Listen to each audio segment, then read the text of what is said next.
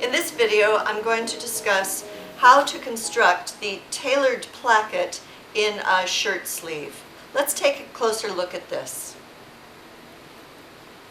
So here's the shirt sleeve with the cuff, and the cuff opening is bound off on the underneath side by this smaller piece of fabric that's binding that. And then it's finished on the top with this wider, about 1 inch wide piece of fabric that comes up to a point here. And this is the tailored placket, and that's what we're going to construct today. So this is a teaching sample. This represents the front of the shirt, the back of the shirt. It's important to know that because we want the cuff to lap and button to the back. So left and right is critical to keep your to keep that straight. This is the paper pattern for the placket itself. You would mark this on your shirt, and then you would mark this on your placket. I've used Sharpie to darken these lines so that you can see them. You would not use Sharpie in your garment. So this ends up being the top piece that makes that rocket or pointed shape. This is the stitching line. The middle is a cut line, and then this side is that narrower binding on the underneath side. So let's go to the next step. The first thing you do is clip into the corner here and iron under, press under the 3/8 inch seam allowance on that long end and the top corners here and this long end.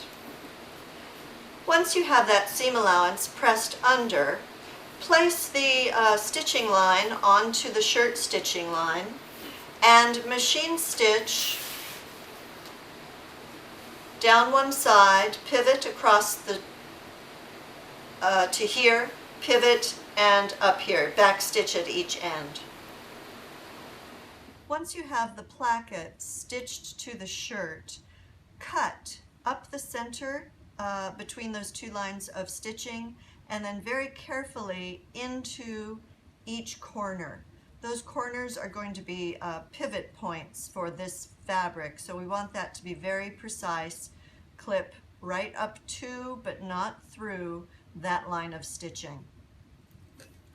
Next, flip the placket through to the outside. Pay attention to what's happening up here at the top of the placket. We want that seam allowance very smooth right here, otherwise you'll create bulk. For the under placket, fold it over to create a clean finished line here. Pin that down, and you will top stitch this edge to hold that in place. Similarly, on the other side,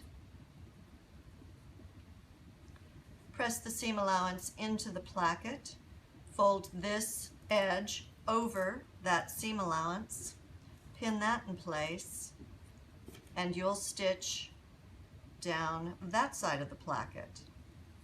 From this top edge right here down, stitch on this edge of the placket, and then for some nice symmetry, stitch on that edge for a decorative finish. Similarly, stitch from the top edge here, down on this side, down on that side.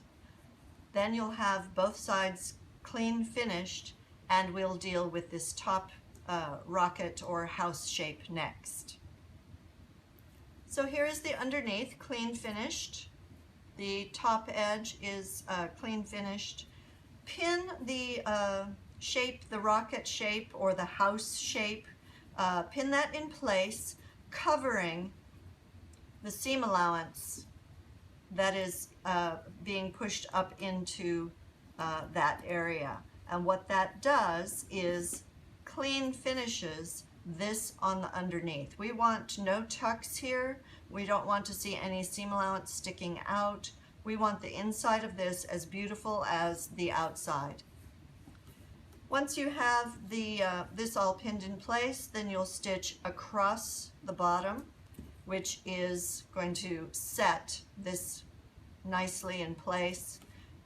Follow the top stitching around. This is where you set whether these angles are symmetrical, which is the objective, or off kilter, which we don't want to do.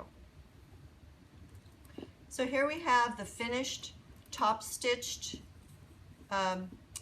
placket, top stitched up both sides, stitched across the bottom. I call it the bottom of the house here, and that's clean finishes this. Clean finishes that on the inside, and this is symmetrical. And that's the tailored lapped placket.